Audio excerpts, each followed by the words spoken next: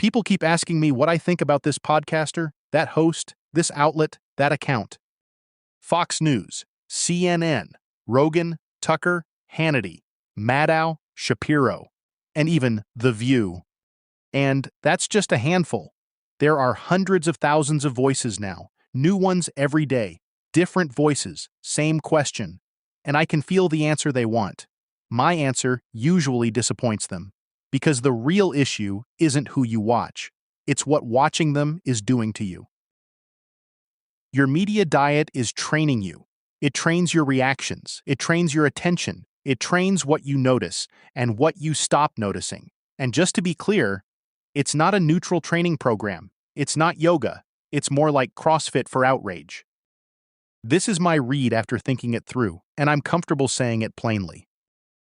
We are living in a moment where more people get information from feeds than from institutions. That sounds neutral. It isn't. Because feeds don't just inform. They select. They amplify. They reward. What that looks like is this. You don't just hear news anymore. You feel it.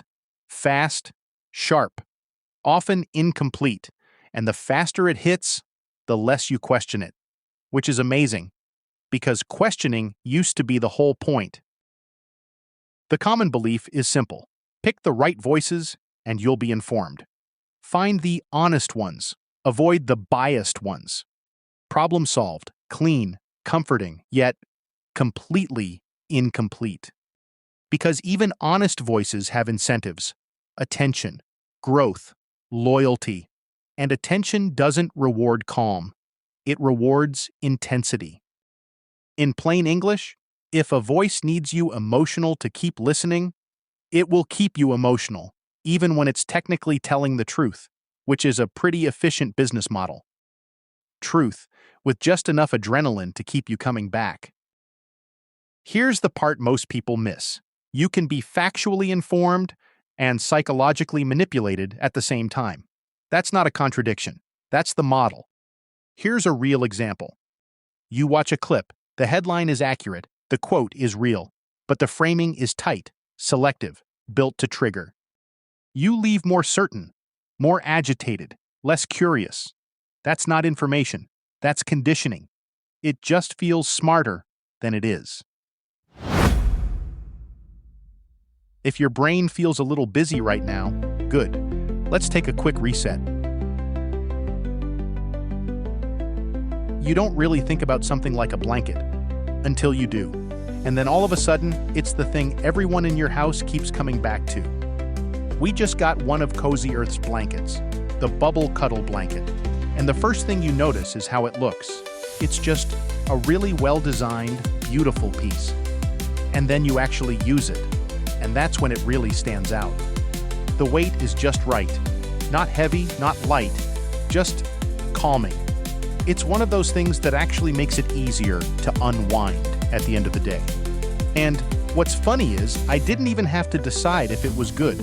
My two dogs, who are ridiculously picky, always want to curl up next to me anytime I have it out. And my daughter, who was just home from college for spring break, now wants to take it back to campus. And my wife, who has a much better eye for this stuff than I do, immediately put it front and center in the living room on our sofa, and now wants another one for the bedroom. So, it's one of those rare things that just quietly becomes part of your environment. And I've noticed, when your environment feels right, it actually changes how you wind down, how you think, how you reset. If you want to try it, go to CozyEarth.com and use code ThinkFirst for up to 20% off. Because how you live shapes how you think. Oh, almost forgot. I actually just made my bed this morning with Cozy Earth bamboo sheets. I'll give you an update on that next week. I just love this brand. And sometimes, the clip you're watching, I agree with it, almost completely, which is where it gets uncomfortable, because agreement doesn't mean you're seeing clearly, it just means it landed. Here's what I think is actually happening. We are outsourcing discernment to personalities.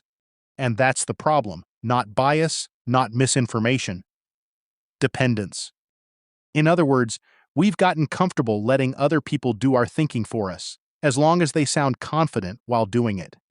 And once that happens, we stop evaluating information and we start evaluating alignment. Do I like this person? Do they sound like me? Do they confirm what I already believe? That becomes the filter, not truth.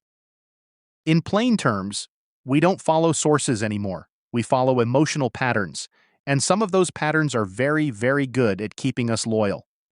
And the danger is not disagreement. The danger is certainty without scrutiny. If every voice you consume makes you more certain, more agitated, and less capable of hearing complexity, that voice is not informing you. It's using you. And the crazy part is, it doesn't even have to lie to do it. If I'm wrong, I'll adjust, but this isn't complicated. This holds. This isn't just media. It's human nature meeting incentives. We gravitate toward belonging. We like agreement. We like feeling right. And modern media is very good at feeding that. What that looks like is this. You open your phone. You scroll for 30 seconds, and suddenly, the world feels obvious. Your side makes sense. The other side looks ridiculous, which is always interesting, because they're experiencing the exact same thing. That's not clarity, that's symmetry. Here's a mid-episode truth. If your version of reality never challenges you, that's not clarity, that's curation. 3 signals. 1. Does the person you listen to ever correct themselves? Not explain. Correct. Because explaining is easy. Correcting costs something. 2.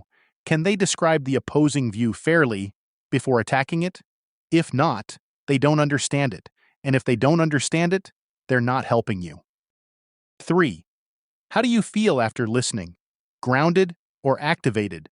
Because if your heart rate is up and your certainty is high, you're probably not thinking. You're reacting. Listen widely. Learn constantly. But don't hand your judgment to a voice. Not theirs, not mine. Because the moment a voice becomes unquestionable, it stops being a source. It becomes a handler. Find your center, find your compass, borrow no one's outrage, and don't outsource your thinking. Here's the simplest version. This isn't about left or right, it's about control. Not control of what you think, control of how you feel while thinking. In plain terms, if someone can predict your emotional reaction, they don't need to control your conclusion. And most of us, if we're honest, we know exactly which voices do that to us. That's the uncomfortable part. Not who they are, but why we keep coming back. Because it feels like information, but it behaves like sugar, and nobody thinks they're eating that much sugar until they check. So no, you don't need to stop listening. You just need to stop surrendering. That's the difference. And once you see it, it's hard to unsee. The topic changes, the thinking doesn't. And if you want to see where this is all going, go back to episode 101, when AI answers faster than we can verify. Because when speed beats discernment, dependence doesn't just grow, it scales. And just so we're all honest for a second, we all have that one voice we trust a little too much. The one where, if they say it, we don't even check. We just nod. Maybe send it to a friend. Maybe feel a little smarter than we were 5 minutes ago. Yeah, that one. Might be worth checking that one twice. Last thing, if you've never once questioned your favorite voice, that's impressive. Not in a good way, but impressive. Until next time, stay skeptical, stay curious, and always think first.